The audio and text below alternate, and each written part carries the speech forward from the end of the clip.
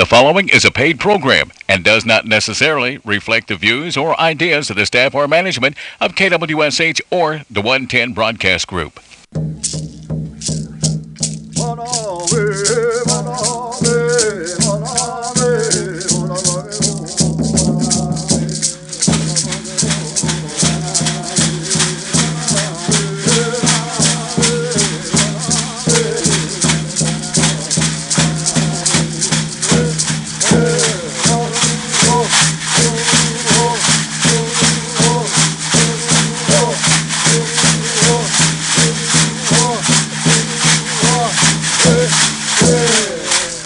Good morning and welcome to the Seminole Nation Radio Program. I'm your host, Edwin Marshall. It's a brand new year, and the Seminole Nation Radio Program goes on and on and on.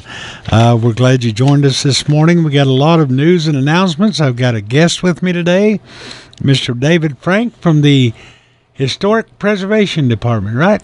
Yes, that's correct. That's all right. I always get cultural preservation, historic preservation. I get them confused, but David is fairly new with the Historic Preservation Department. We're going to be talking about some of the activities going on. We're going to be talking about David a little bit, so we'll be right back with you on that. Moment ugira hayu elaga tuno mare.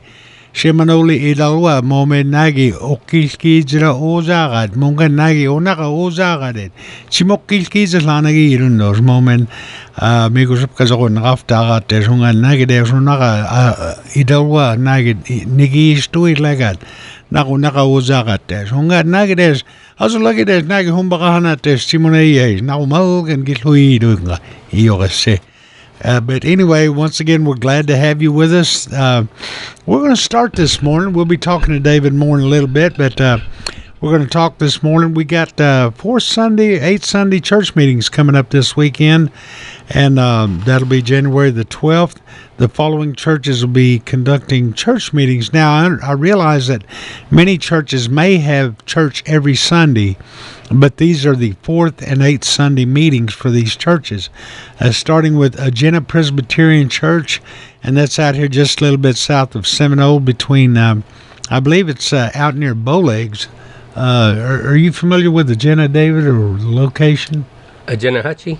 No, just Agena Presbyterian Church. No. Okay. Also, Alabama Baptist Church down near Walika, and also Quasarty, Little Quasarty, and that's over by Cromwell, and Alabama Quasarty, that's between Dustin and Wetumpka. Also, Belvin Baptist Church in Okmulgee, and Cedar Springs Baptist Church, and that's over between here and Conowal. Also, Cold Springs Indian Baptist Church, and that's down by the river near Conowal. Also, Hutchijubba Indian Baptist Church over near Henrietta. Little Coweta, I believe Little Coweta is located over near, I get Coweta and Casita mixed up. Little Coweta may be the one over near Okmulgee, somewhere over in that area. Also, Many Springs Indian Baptist Church, and that's near Holdenville on the lake. Okmulgee Baptist Church, and that's over north of Okmulgee. Prairie Springs Indian Baptist Church, and that's over by Castle. Also, Spring Baptist Church, that's down by Sassacua, right, Dave? Yes. Yeah, I bet you know a lot of people out there, don't you? I used to live real close to that church. Yeah. Mm-hmm. Also, Wilgofke Indian Baptist Church, that's down near Hannah. West Eufaula Indian Baptist Church near Eufaula. Wewokoji Methodist Church, and that's over near Yeager. And also Yardika Indian Baptist Church, and that's over near Henrietta as well. Those churches will be meeting this weekend, so if you want a place to go and visit, they'll all be glad to have you. Maybe your church has Sunday school in the morning and dismiss in the afternoon, and you want some place to go visit. They'd all be glad to have you. Okay, the OAP, the Older Americans Program, is a nutrition program for elders. It operates in the Senior Citizens Building over in Wewoka near the complex. Their menu is out. Let's see, today is Tuesday the 7th. It's going to be chicken fried steak today with mashed potatoes, gravy, hot rolls, banana pudding, And then Wednesday, it's going to be Great Northern beans. That's white beans to us, or navy beans. Ham, spinach, cornbread, and jello. Then on Thursday, chicken and dumplings, broccoli, and pudding. Man, they got a great menu this week. Chicken and dumplings, broccoli, pudding. Then on Friday, as they do every Friday, they serve breakfast from 8 o'clock in the morning until 9 o'clock. It's going to be pancakes and sausage, boiled egg, biscuits and gravy, cereal, and milk. Man, that's a big breakfast, isn't it? Oh, yeah. Yeah. And then next Monday, Little Smokies, macaroni and cheese, green beans, and jello. So if you're an elder, I believe it's age 55 and over, tribal member, or even a native of any tribe, you're eligible to come and have lunch with them every day except Fridays when they have breakfast, of course. But it starts at 11:30, and come on out. It's at the senior building, Senior Citizens Building there in Wewoka on the complex. All right. Got jobs available. And this is the last listing that I had. We have an opening for a cashier, a full-time cashier at the Trading Post through the Division of Commerce.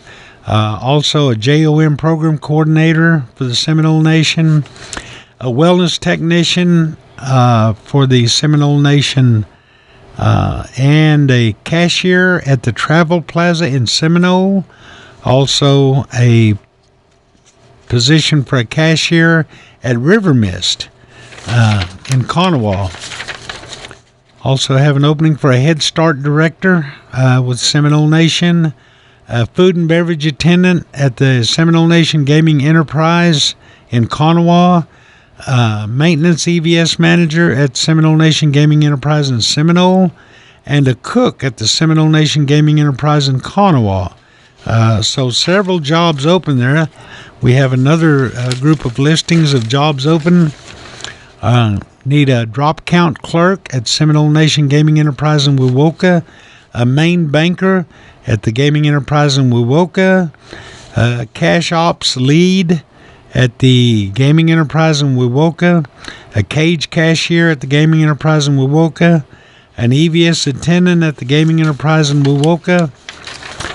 Also need a Players Club attendant in Wewoka, a manager on duty at the Seminole Nation Gaming Enterprise in Seminole, a security officer at the Gaming Enterprise in Wewoka, a facility maintenance worker at the Gaming Enterprise in Kanawha, and a food and beverage attendant at the Gaming Enterprise in Kanawha. There's a lot of job openings.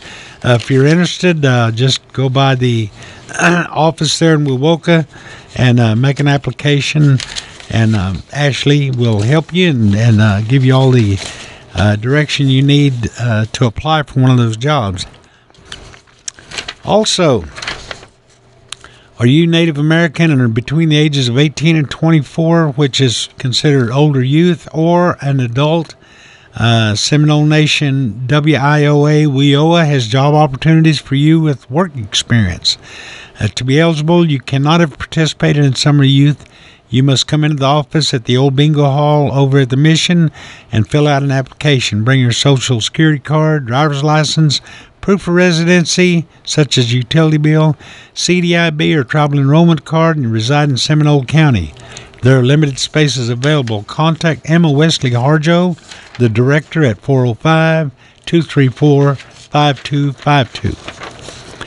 All right, there's some part-time jobs, 20, 30 hours a week coming up, and that's with the Census Bureau.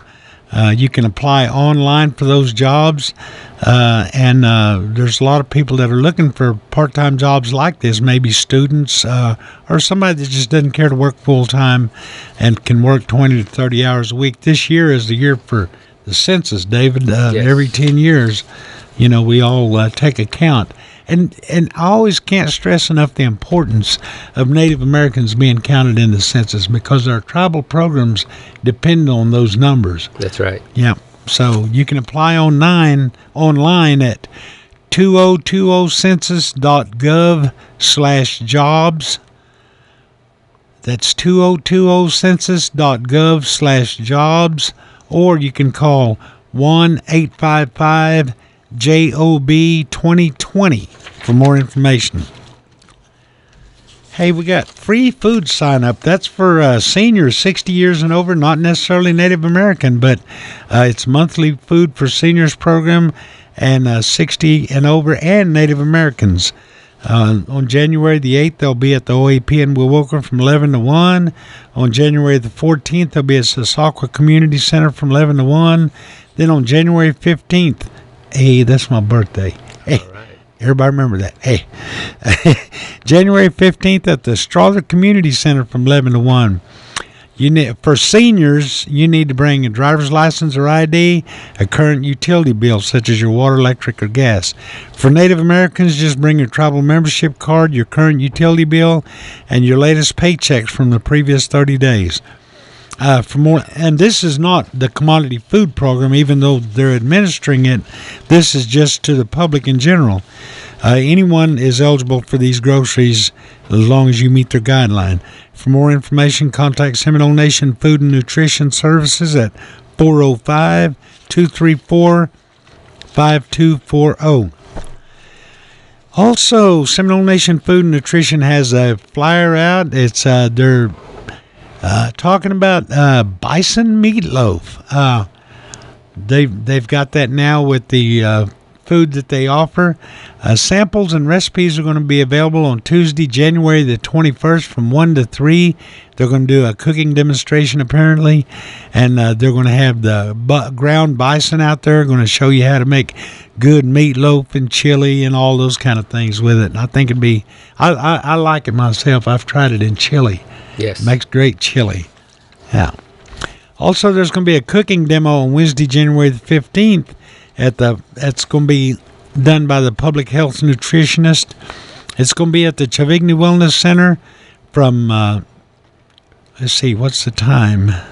From 10 a.m. to 11 a.m. That's Ron McIntosh. For more information, you can call 405-234-5274.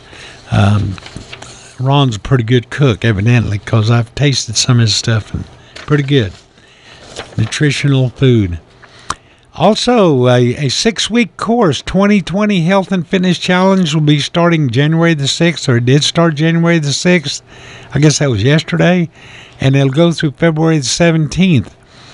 Nutrition, cooking demos, exercise training with a partner, and weekly weigh-ins. For more information, call Kyla Harjo at 405-234-5246 or Wes Lane, he's the exercise specialist, at 405-234-5247.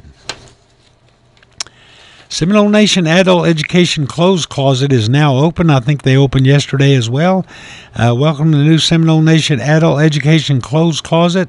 The clothes are free and open to the public. For more information, contact 405-716-6040. Dresses, t-shirts, shorts, trousers, jumpers, jackets, hats, socks, shoes, skirts, just whatever you can think of. You can call them at 405-716-6040. These clothes are free, open to the public Monday through Friday from 8 to 12 every day, and closed for lunch from 12 to 1. Then they're open from 1 to 5. That's at 215 East Evans. Come on down. Reading literacy class, free and open to the public, Tuesdays and Thursdays from 8 o'clock to 5 o'clock by appointment only. One-on-one reading assistance. The location is 215 East Evans in Seminole. Then once again, that's Seminole Nation Higher Ed Department. To get started, come by the Seminole Nation Higher Ed office at 215 East Evans and enroll. Classes are free and students can call 405-716-6040. Coming up, starting January the 13th, chair aerobics, Tuesdays and Thursdays from 10 a.m. to 10:45, and that's at the Senior Citizen Center there in Wewoka, where the OAP has their program. Starting January the 13th and go until April the 30th, every Tuesday and Thursday. It'll be from 10 o'clock to 10:45, and the application is needed. And so you can call 405-234-5246 or 234-5247. Program director is Amanda Upshaw. So chair aerobics, anybody can do chair aerobics, even if you got a wheelchair. You can come in. I think it's a good deal. All right, water aerobics are coming up at Seminole Nation Diabetes Program. That'll be from February the 3rd until April 29th, conducted at the Seminole State College. I believe that's where at the pool there. You can call the front desk at the Chavigny Wellness Center at 405-234-5246 for more information about that. All right. Also, Seminole Nation Princess Committee is having their annual stomp dance at the Mississippi Mission Gym. They're at the Mission here in Seminole on February the 8th. MC will be Kevin Obamack. Supper at 5 o'clock until 6:15. The dance starts at 7. There will be raffles, 50/50s, cakewalks. Vendor booth space is $10 plus one item. Cynthia Yerby, make note of that. Vendor booth space, $10 and one item. Contact person will be Velma Coker at 405-380-3848. Bernita Whitekiller at 580-665-8002. Gina Langford at 405-471-3038. So that's going to be on February the 8th. And those are our announcements for this week. Finally, David. All right. I'm through. But we don't have a word of the week, I don't guess, this week, do we? All right. I do want to remind you that my friends down at the Seminole Quick Pick at Highway 99 and 9, that's a Sinclair station. Brenda, let's see, that's Brenda, Autumn, and Nakina. Yeah, those girls down there. If you'll come in today and say, I heard it right here on Seminole Nation Radio Program, you'll get a free large fountain drink. And go on down there and get you a free large fountain drink. Tell them Edwin sent you from the radio show. All right, as I mentioned earlier, I got a guest in the studio today, Mr. David Frank. David and I guess you could say we're old friends now. We've known each other a few years and gotten to be real good friends. But David is new to the Seminole Nation, working in the Historic Preservation Department. Yes. You actually work with Brigida Leader now. Yes. Ted Isham was the director, but I think Ted retired. Now Brigida has taken over as director, and you are working with Brigida. Yes. Right. That's correct. All right. Well, take off with it, David. Tell us what's going on over there, and how you get over there, and what you guys are up to. Well, first of all, thanks for having me. Sure. Great to have you. I think it's a great honor to be your first guest of the decade. So I'll always have. I didn't even think about say that. Yeah. But My anyway, first guest of the decade. Yes, right here. All right. But yeah, I've been there about 4 weeks, and this is my 4th week. And already.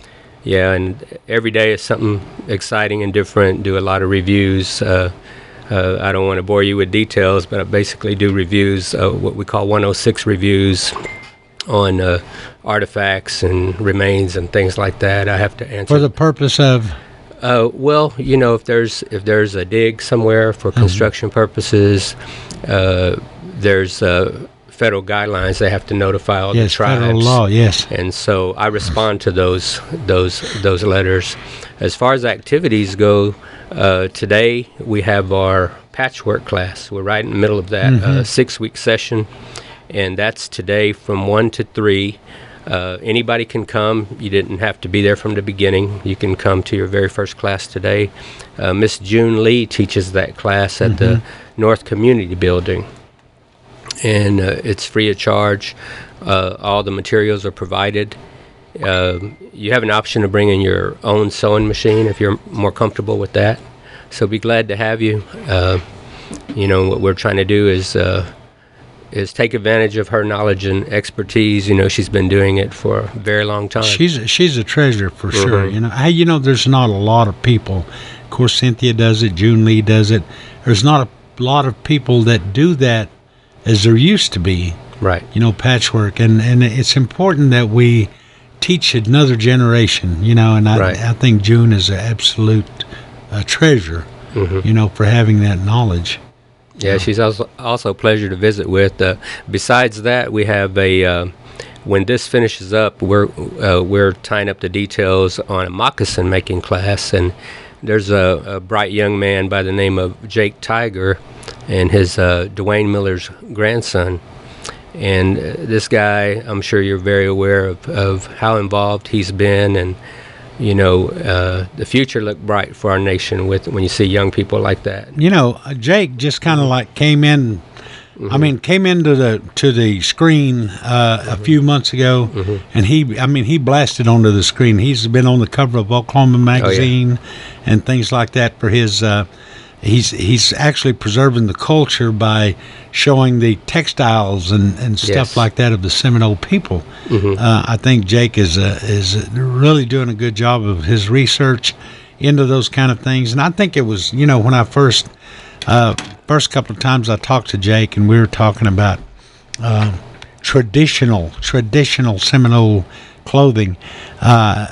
Jake reaches way back, and he told me one time, he said, when we're talking traditional, you got to remember we didn't have textiles and cloths and stuff like that. The Europeans brought those, and we learned patchwork because of the limited amount of material we had to work with, trying to make it stretch and still make it colorful.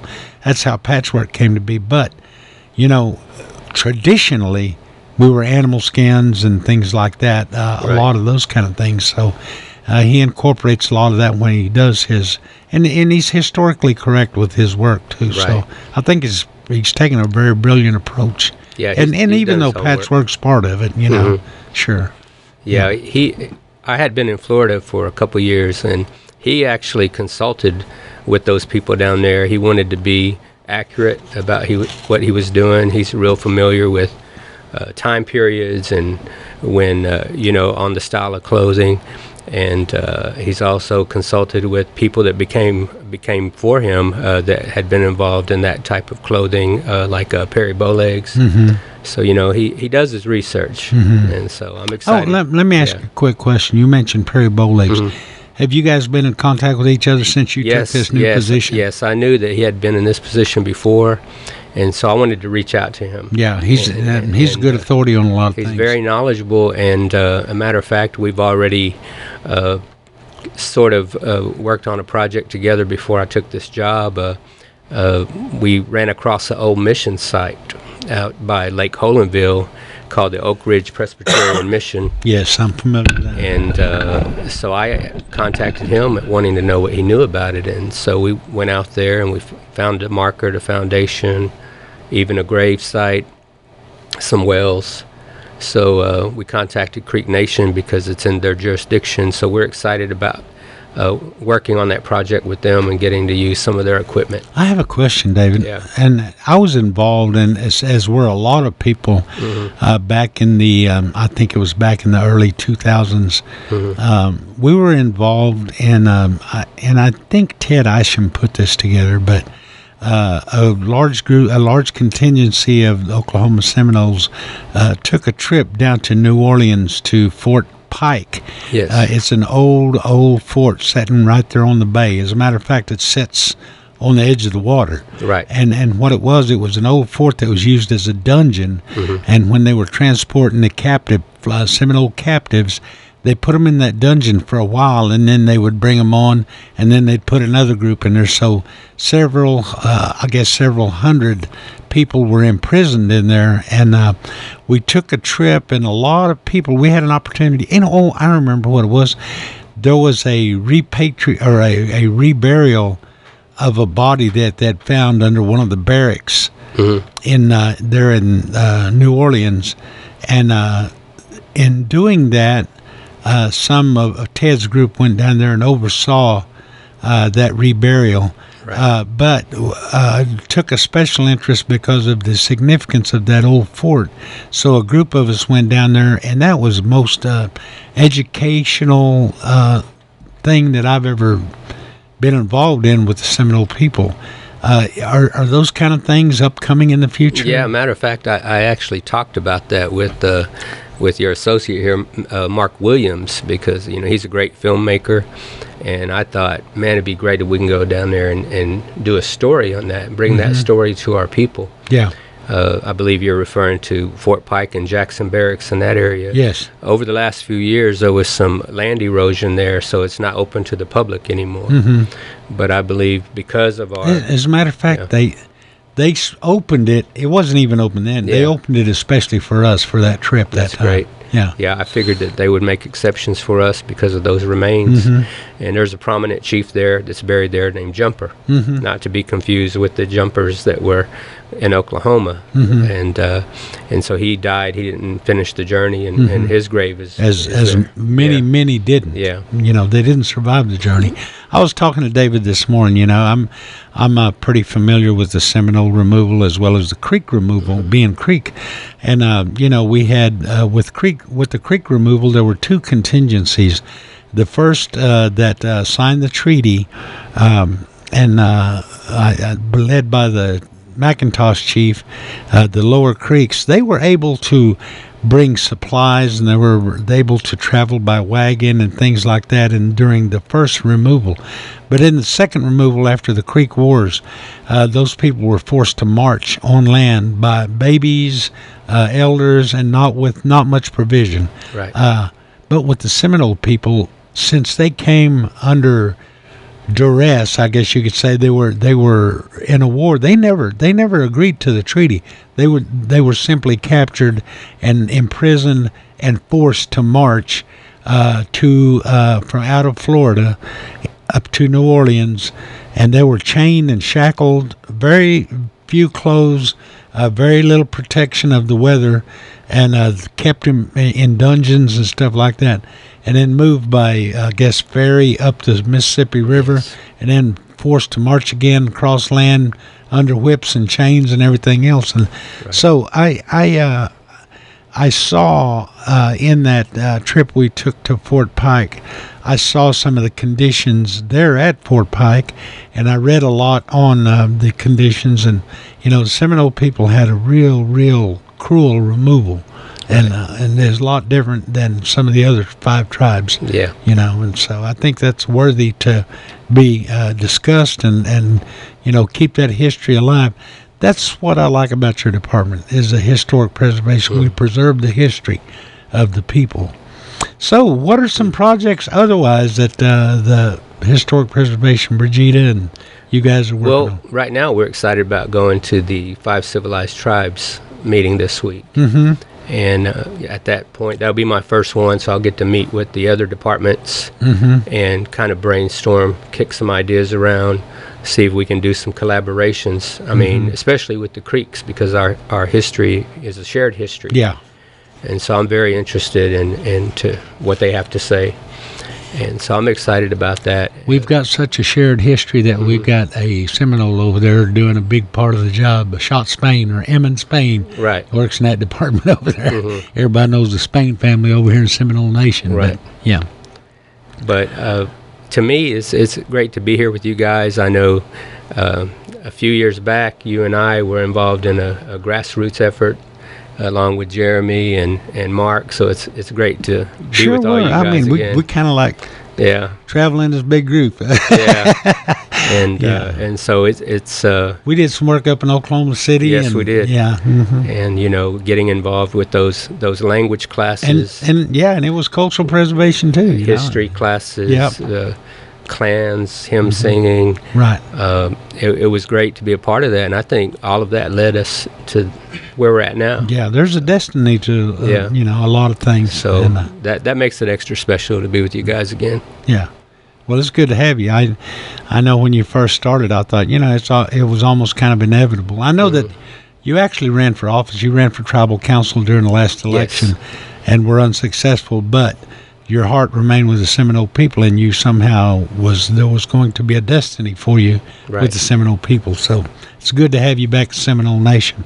I appreciate it. This is my dream job. I mean, I study these things as a hobby, you know, and I always try to learn something new every day. Heck of a hobby, too. Heck of a hobby, because many of you know what I'm talking about. David has probably the largest cultural Facebook site, and it's called Moscow Gulgi, and it basically, essentially, covers the cultural aspects of the Seminole and Creek people. A lot of historic pictures and then David comes from a very historic family himself, the Frank family. Right. Spencer Frank and a lot of other people. So it's good to have you on here today, David, and hope to have you back pretty soon. I guess that's about all we have for the show this week. We'll be back next week. Join us here, and we'll see you then. But